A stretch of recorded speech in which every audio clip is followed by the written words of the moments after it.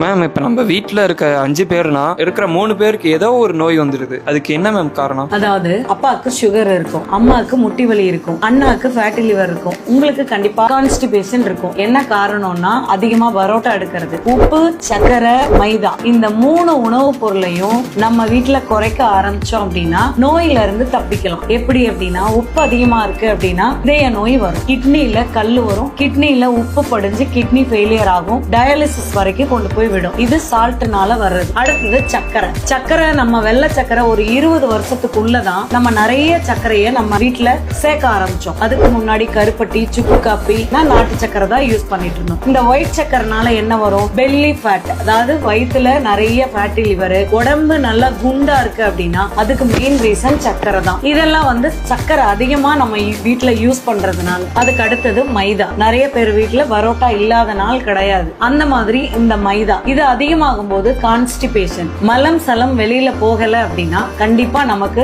எல்லா நோய்களுமே வரும். நம்ம இதெல்லாம் வராம இருக்கணும் அப்படின்னா இந்த 3 பொருளை வீட்டுல சுத்தமா நான் அவாய்ட் பண்ண சொல்லல, கம்மியா யூஸ் பண்ணுங்கன்னு சொல்றேன். அப்படின்னா நம்ம வேற என்ன சால்ட் எடுத்துக்கலாம்? ராக் சால்ட்ங்கிறது இந்துப்பு. இது ஹிமாலயன் பகுதியில இருந்து வெட்டி எடுக்கிற ஒரு பாறை, அதுதான் கல்லுப்புன்னு சொல்லுவோம். அந்த காலத்துல கொண்டு சாக்குல கல்லுப்பு போட்டாங்க. அப்ப நமக்கு இவ்வளவு நோய் இருந்ததா? இவ்வளவு ஹார்ட் ப்ராப்ளம் இருந்ததா? நம்ம என்னைக்கு அதை அயோடைஸ்டு இந்த மாதிரி நிறைய நைஸ் உப்பு அப்படின்னு போக ஆரம்பிச்சோமோ அப்பவே நம்ம நோய்களை நோக்கி தள்ள ஆரம்பிச்சிட்டோம். இதெல்லாம் அவாய்ட் பண்ணுங்க. ஆரோக்கியமான குடும்பத்தோட நல்லா வாழுங்க.